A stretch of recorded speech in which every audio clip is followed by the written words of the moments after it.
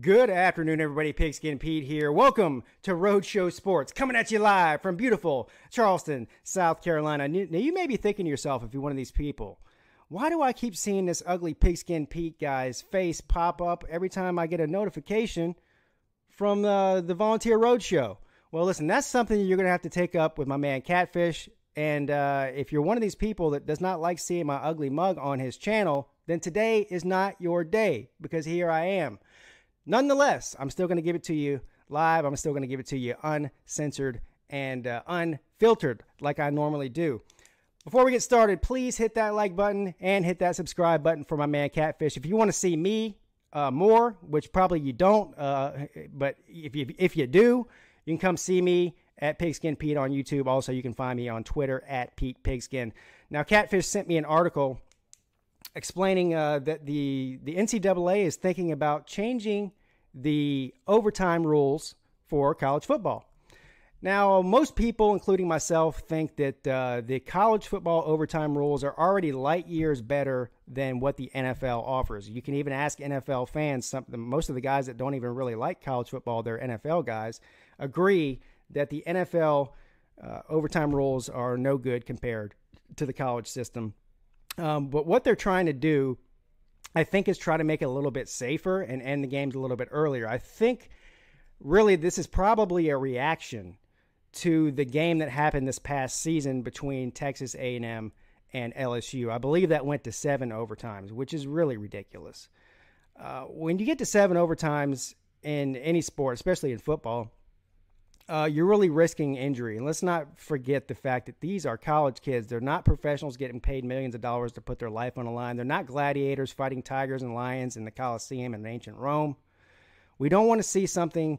When you get to that point, you're really, really increasing the risk for serious injury or worse.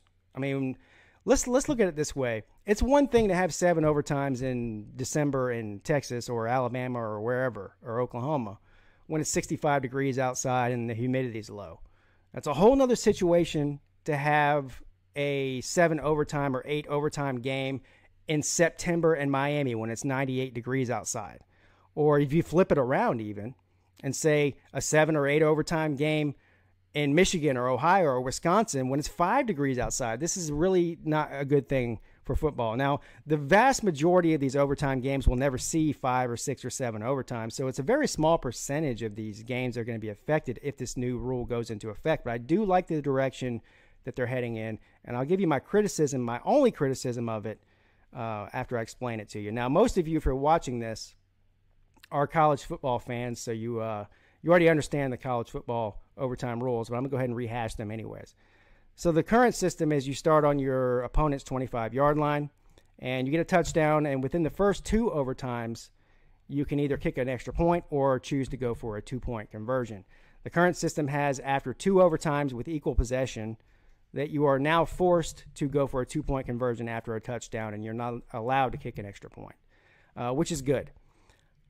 So the new rules would say that after 5 overtimes, that they abandon the 25-yard line drive altogether, and they just trade off 2-point conversion tries. So they're going to spot the ball down on whatever it is, the 2-yard line or whatever it is, and the first team with equal possession to not get a 2-point conversion will lose the game.